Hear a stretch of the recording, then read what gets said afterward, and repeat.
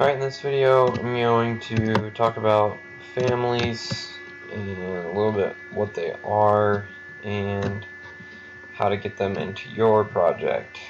So, to start off, a family is basically just an object that you can add into Revit. So some examples would be things like this door, this base cabinet, the stove, the fridge.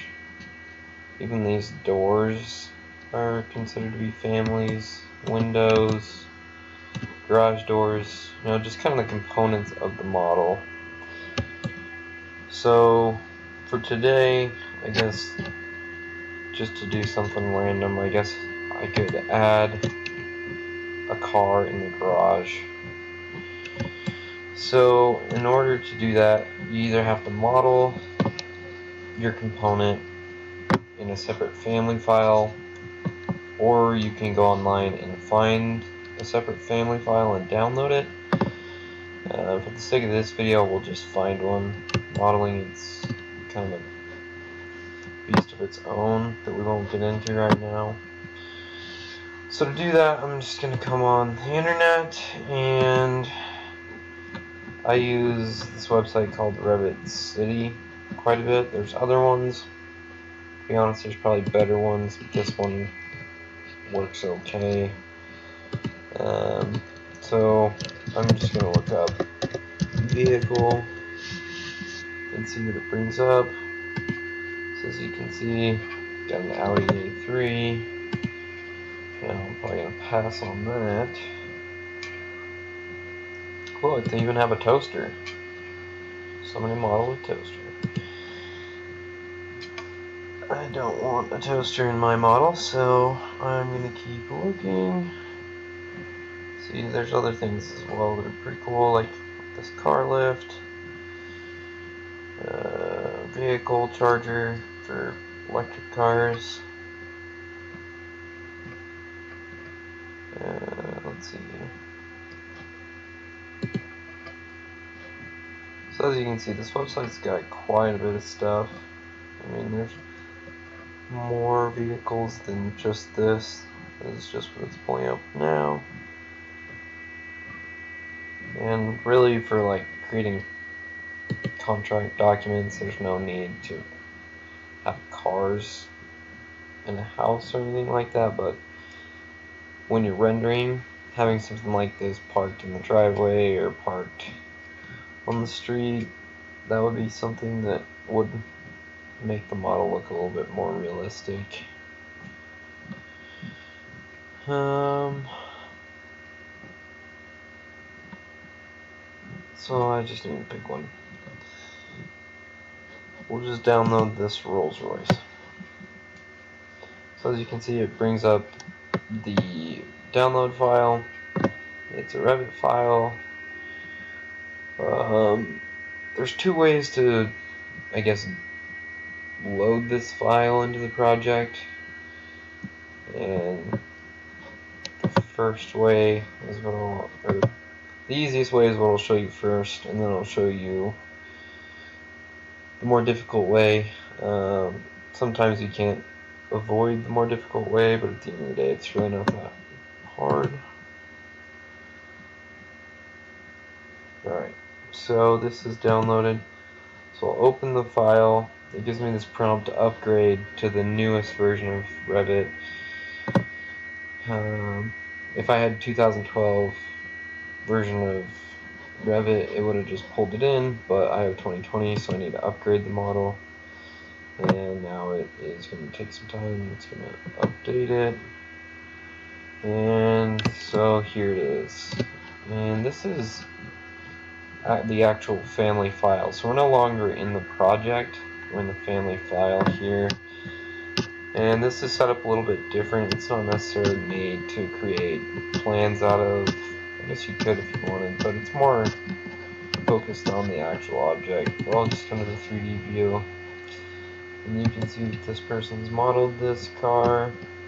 So the easiest way to get this in your project is going to be to come up here and click Load into Project and Close. So That's going to load it into your project, and then it's going to close the file. So I'll just click that. And it'll take a second. And 3D view is not going to be the most ideal place or way to place this. What might make okay.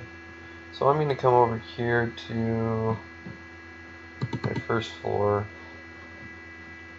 and here's the garage. So unfortunately I did lose the model when I switched to the first floor, so I just need to come into architecture, click the drop down on component, and I guess I'll just click component, and it's already up here. But if you needed to put in something else, there's these other things, and you would just come in and find whatever you're looking for. But I will grab the car, and as you can see, it brings it into my first floor. And it looks like this car is actually too long for my garage, because this is a fairly small house, because I'm building for a fairly small lot, and more than likely the people that live here are not going to have a multi-$100,000 car that's this big. But anyway, I just placed it, and as you can see, it kind of slows Revit down a bunch because it is such a large file. But I placed that, and as you can see, it's hanging out the garage. So I'll just type garage door, and you can see that I have successfully placed it in the garage. Okay, so the second thing I want to show you is how I would load this in the project if I hadn't have opened it first. So I'll delete that out of my project, and I will come back to this. And unfortunately, I didn't save this.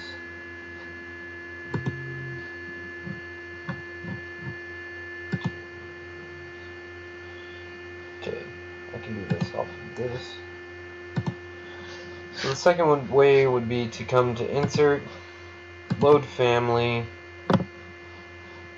and there, wax out of this. Go to first floor so we can place it easily. Again, Load Family.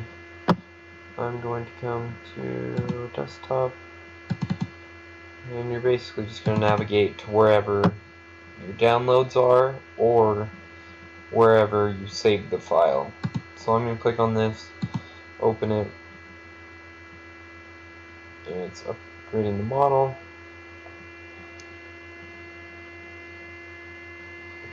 Apparently it's okay. So that doesn't actually bring it up for you to place, it just brings it into the project, I'm pretty sure. So you'll have to come to component again and click on it, and I would place it.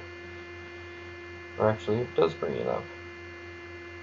Just was lagging a little bit. So that would be the second way to do that. I won't place it again because I already did that. But I can show you on some of the other families that are in here. So you just come to this, choose what you want. I guess I'll just put this chair in here. If you hit the space bar, it flips the direction of your object. So I'll just put this chair, this bar. Just throw some of those in there. Anyway, so I just got these chairs in here. Some interesting things to note. You can control your phasing just like you could a wall.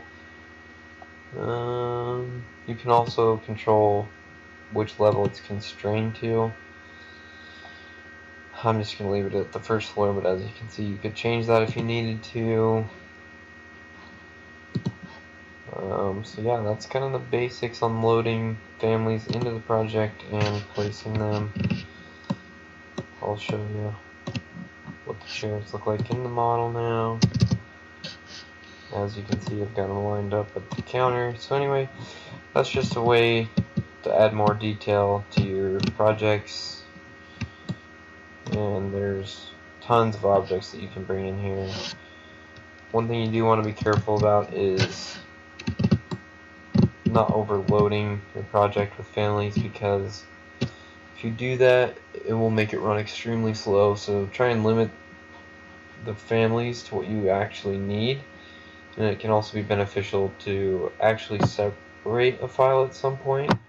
So if I was adding a lot of families, I guess, to the exterior of my house or doing a lot of modeling, I would separate that and call it exterior, and I would delete all the stuff inside the house that you're not going to see in that rendering, and that would make the file faster. And same for the interior, you would just keep the interior and take all the stuff off the outside. So anyway, I hope that helps, and that